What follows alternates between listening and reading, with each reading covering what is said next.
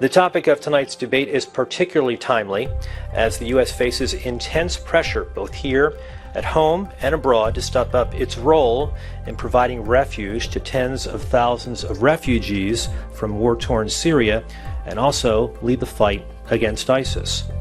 One thing that we need to take into account is not simply in the abstract whether the United States should be the world's policeman or not, but if not, what are the realistic alternatives?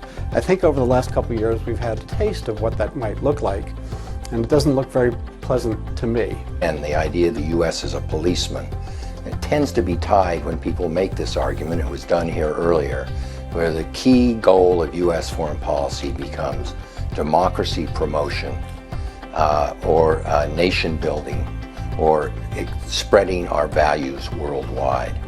That, in my view, is a very dangerous enterprise. Yet the U.S. continues in an emergency role that has come to seem like our permanent role, but doesn't have to be. A role we undertook in 1947. What's the consequence? In a word, dependency. Others do not undertake the hard work that they need to do, that they know we will do or try to do for them.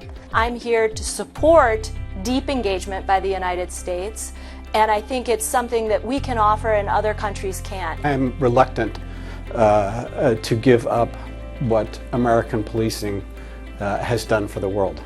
We need to hand back to other countries and cultivate in them the self-reliance that is the only sure road to prosperity, success, and self-respect. You have to set priorities. You can't solve every problem, and we need to distinguish between what our vital interests are and our peripheral interests. It's more than just brandishing a weapon and walking around shooting. It requires a full spectrum of tools and abilities and skill sets. Now, does that mean that the United States has to be everywhere all the time?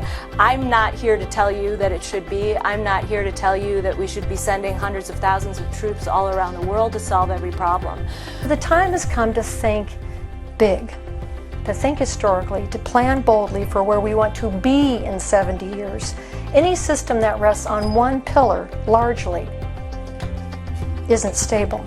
There is always the temptation to equate American foreign policy and constraints on American foreign policy with military intervention. We have got to form, I think, a more holistic understanding of foreign policy that goes beyond just military intervention.